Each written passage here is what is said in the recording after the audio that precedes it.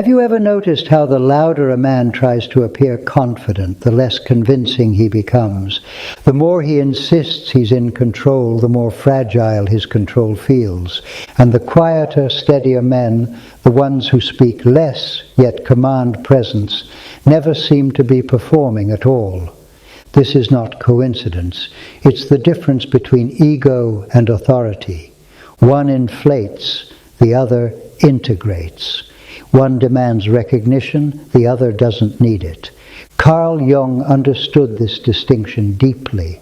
He saw that ego is not evil, it's necessary, but that when the ego takes command without connection to the deeper self, it becomes tyrannical, defensive, brittle. The man becomes a puppet of his image rather than the master of his character. Today the world rewards ego performance, the personal brand, the curated strength, the loud conviction. But inner authority, the grounded sense of I know who I am, is quieter, deeper, harder won. It comes not from appearances but from integration. In this conversation we'll explore 4 ways to build inner authority without inflating the ego, through humility, discipline, truth, and service. Each is both a practice and a paradox. Each asks you to stop proving and start becoming. 1. What it actually is and what it isn't. Authority, in its true sense, comes from the Latin auctoritas, meaning not control, but authorship. To have authority is to author your own life, to speak and act from an integrated center. Ego, by contrast, is the mask of authorship. It wants to look powerful without doing the inner work that makes power clean. Jung described the ego as the conscious self, the part of you that says, I. It's necessary for navigation. But when the ego loses connection to the deeper self, that vast organizing center of the psyche, it begins to inflate. It mistakes its limited perspective for totality. It starts to perform authority instead of embodying it. This is why ego-driven men talk constantly about control, dominance, winning, respect. They confuse the symbols of authority for the substance. True authority needs no defense. It doesn't announce itself because it emanates naturally from congruence, your outer life aligned with your inner truth. Ego says, I must prove. Authority says, I am responsible. Ego feeds on recognition. Authority feeds on integrity. Ego is reactive. Authority is responsive. And here's the paradox. You can't kill the ego. You can only educate it. You build inner authority not by silencing the ego, but by teaching it to serve something greater, yourself, your values, your mission. When the ego becomes the servant of the soul rather than its usurper, power becomes clean. 2. How it appears in ordinary life. You meet ego every day, especially in moments of threat, comparison, or insecurity. You feel it when someone questions you, and your body tightens as you rush to defend. You feel it when you interrupt someone just to reassert your point. You feel it when you take credit quickly, or when you can't bear being wrong in front of others. At home, ego appears as irritation when your partner challenges your decisions. At work, it hides behind the need to look competent rather than to learn. In friendship, it resists vulnerability because that would mean surrendering the image of having it together. Ego is not just arrogance, it's also fragility, the avoidance of anything that might puncture the image. Many men who seem humble are actually controlled by ego too. They downplay their gifts, defer constantly, and hide behind false modesty. This is not humility, it's fear of exposure. You know you're ruled by ego when your emotional state depends on external feedback, when success inflates you and criticism crushes you, when silence feels unbearable because no one is watching. True authority looks different. It's not performative, it's grounded. You can feel it in a man who listens more than he speaks, who holds tension without rushing to resolve it, who moves deliberately, and whose presence calms a room instead of dominating it. Authority does not mean you always know. It means you can stand firm even when you don't. 3. Origins and the boy who stayed. To understand why men confuse ego with authority, we have to look at where they learned power in the first place. As boys, many of us grew up in environments where dominance was mistaken for strength. Perhaps your father was loud, controlling, or emotionally unavailable. You learned that being a man meant not showing weakness, not asking for help, not feeling too much. You built your ego as armor, a shell to protect you from humiliation. Or maybe your father was absent or inconsistent, and you learned to manufacture confidence as a substitute for guidance.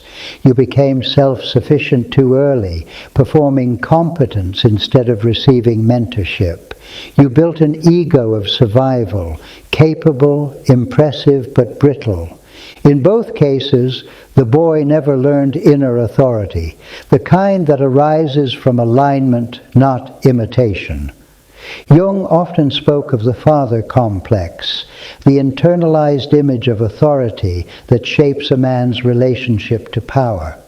If your father used power to dominate, you may unconsciously fear your own power, repress it, or overcompensate with grandiosity. If your father abdicated power, you may mistrust your own leadership or seek validation from others to fill the gap. To build inner authority as a man, you must face this inheritance, not to blame your father, but to understand him.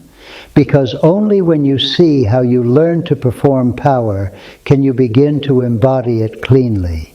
The boy wanted approval. The man seeks authenticity. The boy tried to control everything. The man learns to contain himself. Authority begins when you stop performing for the ghost of your father and start listening to the voice of your own conscience. 4. Contact without collapse.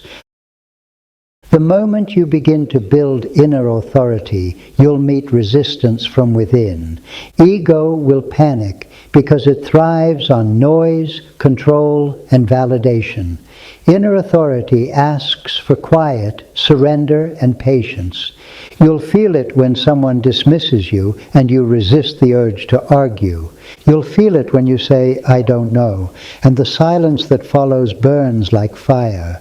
You'll feel it when you hold your ground calmly instead of defending it loudly. These are moments of inner friction, and they are sacred, because every time you withstand the pull toward performance, your authority deepens.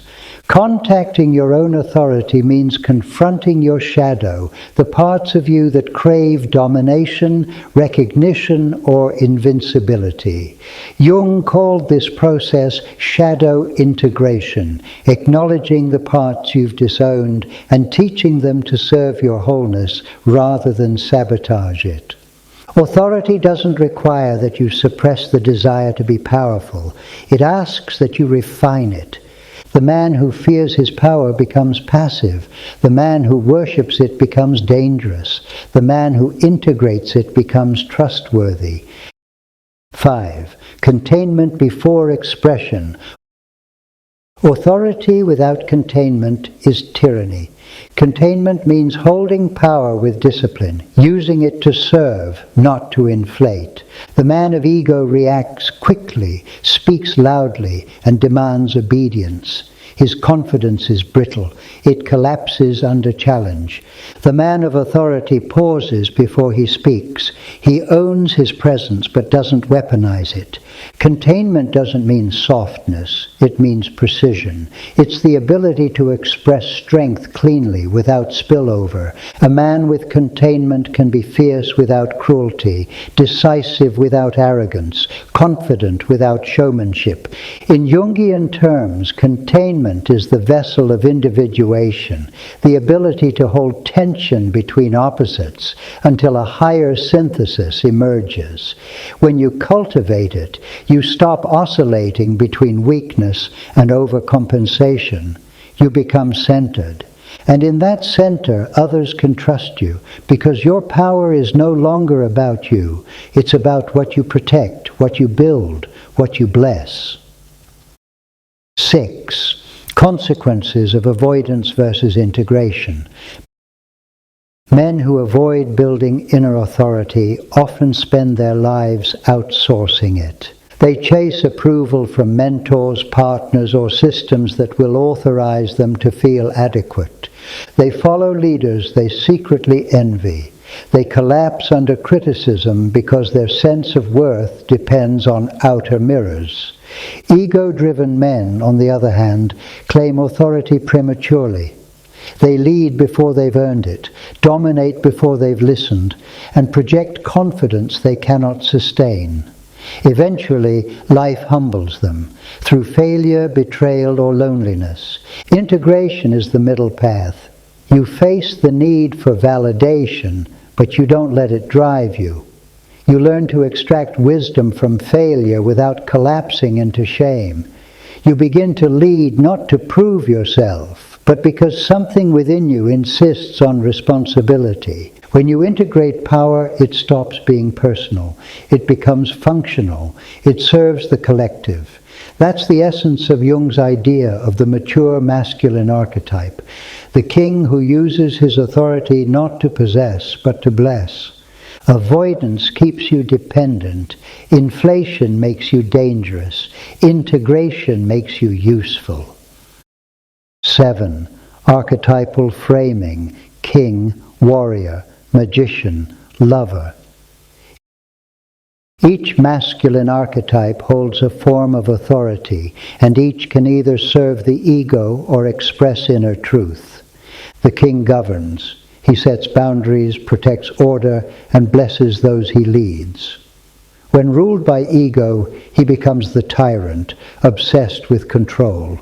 When ruled by integration, he becomes the servant king, calm and benevolent. The warrior executes. He brings strength to vision. When ruled by ego, he becomes the destroyer, confusing domination for discipline. When ruled by integration, he becomes the guardian, firm, focused, and clean in his aggression. The magician understands. He interprets mystery and transforms insight into wisdom. When ruled by ego, he becomes the manipulator, using knowledge to control. When ruled by integration, he becomes the teacher, using knowledge to empower. The lover connects. He feels deeply and humanizes the other archetypes. When ruled by ego, he becomes the addict, chasing pleasure and validation. When ruled by integration, he becomes the empath, rooted, tender, and whole. Inner authority emerges when these 4 archetypes cooperate rather than compete. The king sets direction, the warrior protects it, the magician refines it, the lover nourishes it. Ego fragments them, integration unites them. 8. Responsibility and witness. To build inner authority, you must practice solitude, but not isolation. There's a difference between standing alone and standing apart. Solitude sharpens you. It allows you to hear the voice of conscience beneath the noise of ego. Isolation distorts you. It convinces you that your perception is the only truth. Find men who are not impressed by your ego, but who honor your effort toward integrity. Let them reflect your blind spots. Brotherhood does not weaken authority, it strengthens it. Because when you stand among men who hold you accountable, your ego shrinks and your clarity expands. And remember, this process never ends. Authority is not a destination, it's a posture. You build it, lose it, rebuild it again. The goal is not perfection, but reliability, to meet each test without dramatizing it, to lead even when unseen, to speak when needed and stay silent when not. Closing benediction. Ego is loud because it's insecure. Authority is quiet because it's grounded. The work of every man is to convert noise into signal, to become less performative and more present. When you no longer need to prove, you finally begin to lead. So ask yourself, not do they respect me, but do I respect myself when no one's watching? Not do they listen to me, but do I listen to what life is trying to teach me? Authority is not an act of domination. It's an act of devotion to truth, to responsibility, to the slow mastery of one's own nature. Build it patiently, guard it quietly, and use it wisely. Be that man, not perfectly, reliably. Begin.